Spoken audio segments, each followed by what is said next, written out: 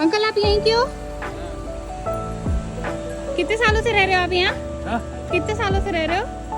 हो गए कोई 2 पीढ़ी हो गए हम। 2 पीढ़ी हो गई। और? अच्छा बताओ, आप इस गांव के बारे में कुछ बताओ।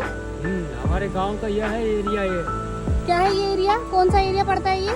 पड़ता छिंदवाड़ा जिला। छिंदवाड़ा जिला पड़ता है। और ये एरिया क्या नाम है? ये खारी पीपढ़हार। खारी पीपढ़हार। हाँ। अच्छा यहाँ आते हैं लोग घूमने? अरे बहुत से। अच्छा आप अभी क्या गाय लोग को लेके आए थे? हाँ। अरे क्या बात है, बढ़िया। हाँ। चले फिर हम। चलो ठीक है चलो। घूम के आ गए थे? हाँ आ गए, जल्दी निकल गए। अच्छा। हाँ ठीक है अंकल जी, नमस्ते।